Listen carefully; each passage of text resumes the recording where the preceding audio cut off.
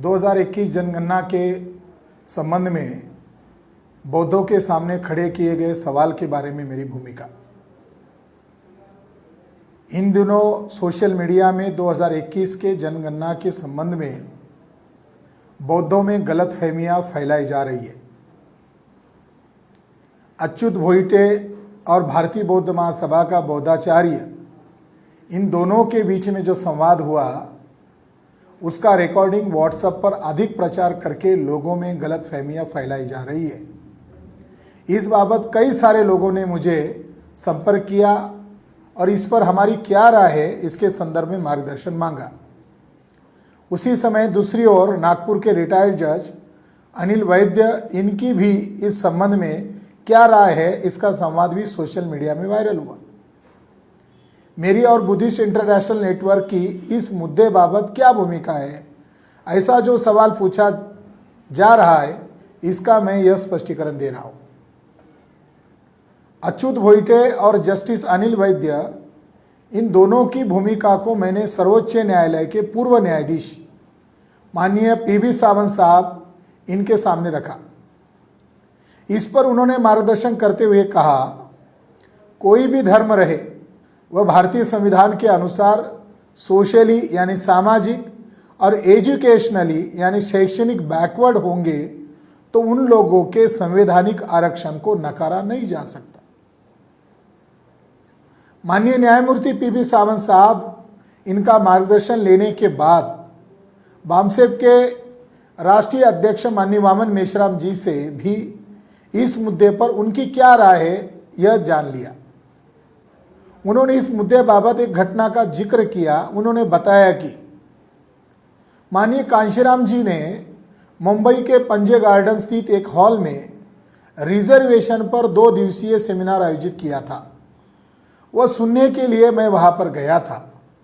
Siddharth law college के principal बोर्डे वहां पर रिजर्वेशन पर मार्गदर्शन करने के लिए निमंत्रित थे। उन्होंने अपने भाषण में डॉक्टर बाबा साहब अम्बेडकर के 1956 के भाषण का हवाला देकर कहा कि डॉक्टर बाबा साहब अम्बेडकर ने कहा था कि धर्मांतरण करने से आरक्षण खत्म नहीं होगा, इसकी चिंता मत करो। इस संबंध में मेरे कोर्ट की जेब में उस अधिकार का कागज है, इसका उन्होंने स्मरण दिलाया। भोजन के लिए अवकाश हुआ और भोजन आने के लिए थोड़ा समय भी था।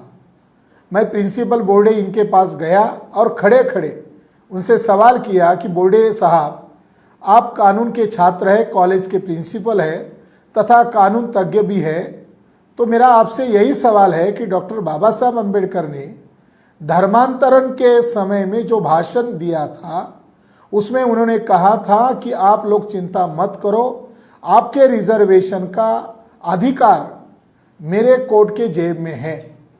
इसका हवाला देकर आपने हमें बताया। मेरा आपसे सवाल है कि डॉक्टर बाबा साहब अम्बेडकर के कोर्ट के जेब में आखिरकार क्या था? आप प्रिंसिपल हो, आप डॉक्टर बाबा साहब अम्बेडकर से मिलते होंगे, आपको उन्होंने उस कोर्ट के जेब में क्या रखा है इस बाबत कुछ बताया क्या? या आपने भी उन्हें इस बाबत सवाल पूछा था क्या? प्रिंसिपल बोर्डे ने मुझे कहा कि डॉक्टर बाबा साहब अम्बेडकर किसी के साथ भी कुछ नहीं बोले। मैंने प्रिंसिपल बोर्डे को प्रति सवाल किया, नहीं, आपके साथ वे बोले नहीं, तो आप कैसे कह सकते हैं कि दूसरे के साथ उन्होंने बात नहीं किया? आपसे उन्होंने कुछ कहा नहीं, इतना आप कह सकते हो, लेकिन दूसरे के बारे में आप कैसे कह सकते हो? इस पर प्रिंसिपल बोर्डे साहब कुछ नहीं बोले। फिर मैंने प्रिंसिपल बोर्डे जी को सवाल किया कि आप लॉ कॉलेज के छात्र हो, आप प्रिंसिपल हो, आप कानून तज्ञ हो, तो आप ही हमें बताइए कि डॉक्टर बाबा साहब अम्बेडकर के कोर्ट की जेब में वह क्या था? यह हमें कानून की भाषा में समझाइए, उसमें क्या रह सकता है। उन्होंने इस बारे में कुछ नहीं बताया। यह प्रसंग मैंने अपने भाषण में 2-3 बार लोगों को बताया। फिर मैंने ही लोगों को बताया कि डॉक्टर बाबा साहब अम्बेडकर की कोर्ट की जेब में क्या था। उसका तात्पर्य यही है कि भारतीय संविधान के आर्टिकल 16 में स्पष्टता यही बताया गया है कि राज्य के अधीन किसी नियोजन या पद के संबंध में केवल धर्म, मूलवंश, जाति, लिंग, उद्भव, जन्मस्थान, निवास या इनमें से किसी के आधार पर न तो कोई नागरिक अपात्र होगा न उससे विभेद किया जाएगा।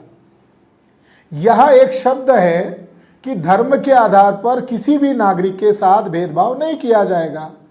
अब अछूत बौद्ध बन गए, वह अब बौद्ध धर्मी हो गए, इसलिए धर्म के आधार पर उनके साथ भेदभाव किया जा सकता है क्या?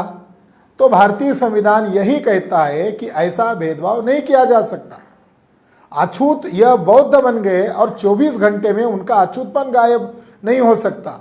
अछूतपन यह कोई शरीर को लगी हुई गंदगी नहीं है जो साबुन लगाते ही नष्ट हो जाए, वह एक मानसिकता है।